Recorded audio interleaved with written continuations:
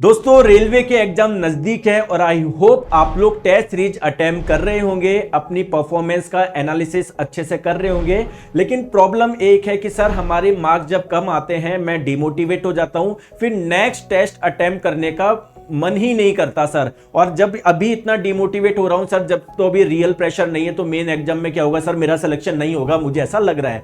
दोस्तों घबराइए मत, मैं आप लोगों को पूरा इसका सॉल्यूशन बताता हूं। जब ये पूरा वीडियो आप लोग ढंग से सुन लेंगे तो आपको पता पड़ेगा चीजें कितनी आसान है, टेस्ट सीरीज का एक्चुअल में मतलब क्या होता है।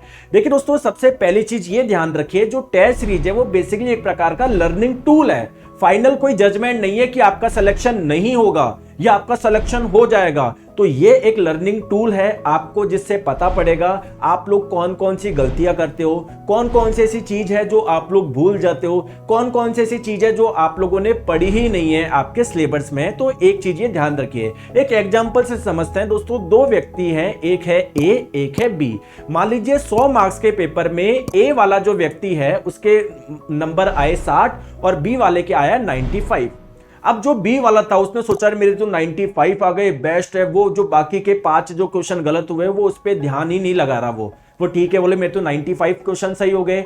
जो ए वाला है उसके 60 क्वेश्चन सही हुए, बाकी के 40 गलत हुए। तो वो चेक कर रहा है कि यार किस वजह से गलत हुए, क्या मुझे आते नहीं थे, तो अगर नहीं आते तो वो उसने कॉन्सेप्ट सीख लिया सॉल्यूशन से। दूसरी इंपॉर्टेंट चीज, क्या मुझे कुछ चीज में गलती करता हूं, क्या फॉर्मूला में गलत लिख देता हूं या जल्दबाजी में क्वेश्चन पूरा नहीं पढ़ता, तो बाकी वो 40 क्वेश्चन पे अपना एनालिसिस कर रहा है किस वजह से हुआ।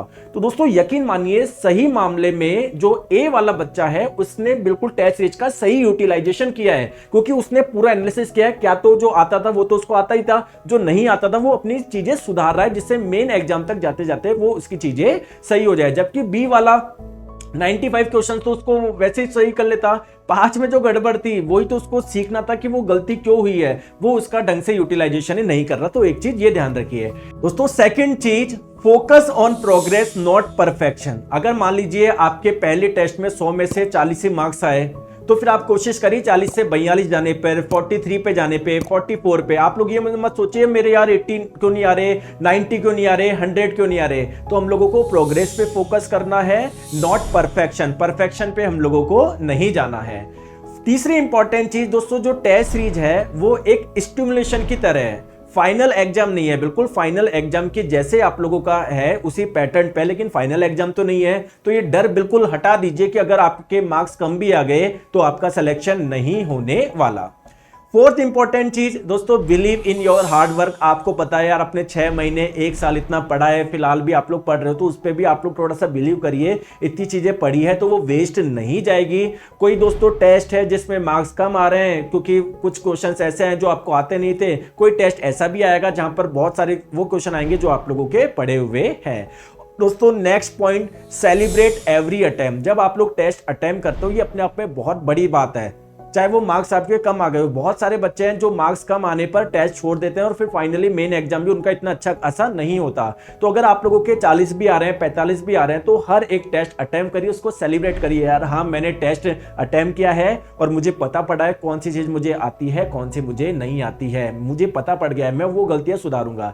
दोस्तों लास्ट इंपॉर्टेंट चीज, हमेशा हो सकता है आपकी गलती ना हो, है ना, हमेशा जरूरी नहीं है हमेशा आप ही की गलती हो।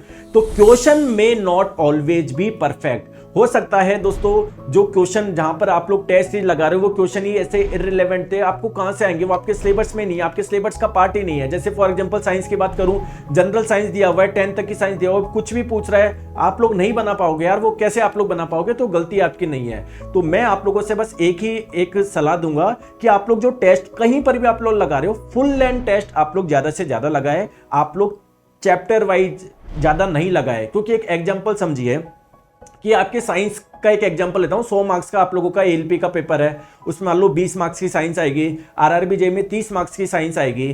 तो 30 मार्क्स की साइंस में फिजिक्स केमिस्ट्री बायोलॉजी, यानी फिजिक्स के 10 क्वेश्चन, केमिस्ट्री के 10 क्वेश्चन, बायोलॉजी के 10 क्वेश्चन।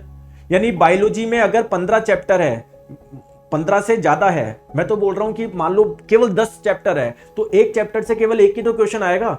तो जब आप लोग फुल लेंथ टेस्ट अटेम्प्ट करते हो तो आप लोगों को वैसे क्वेश्चन देखने को मिलेंगे रिलेवेंट। जब आपके चैप्टर वाइज में दोस्तों मान लीजिए डाइजेस्टिव सिस्टम के किसी को 400 क्वेश्चन डालने हो, वो आलतू फालतू के क्वेश्चन डालेगा और आप लोग टेस्ट सीरीज में ऐसे जब टेस्ट सीरीज लगाओगे डाइजेस्टिव सिस्टम के 10 टेस्ट लगा रहे हो, सर्कुलेटरी सिस्टम के 10 लगा रहे हो, फिर आपको रिलेवेंट क्वेश्चन नहीं मिलेंगे, इररिलेवेंट क्वेश्चन मिलेंगे।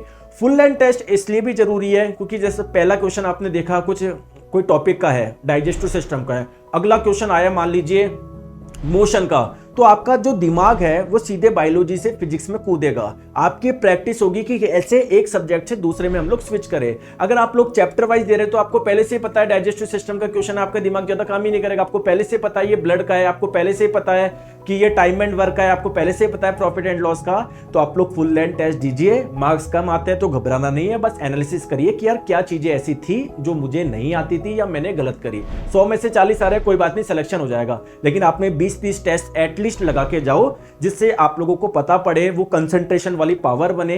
टेस्ट सीरीज का उद्देश्य केवल ये नहीं होता कि टेस्ट सीरीज में आपके आगे तो आपका सिलेक्शन हो जाएगा, आप वो 1-1.5 घंटा आप लोग बिल्कुल शांति से बैठते हो, वो कंसंट्रेशन आप लोग डेवलप करते हो। साथ में दोस्तों एक क्वेश्चन से दूसरे क्वेश्चन में स्विच करने की दोस्तों जो आप लोगों को एबिलिटी होती है वो आप लोगों की डेवलप होती है। तो घबराए मत, अच्छे से तैयारी करिए। फिर भी कोई दिक्कत होती है आप लोग मुझे बताइए कमेंट सेक्शन में, मैं जो भी कर सकूंगा वो आपके लिए कर पाऊंगा। ठीक है, धन्यवाद, थैंक यू सो मच।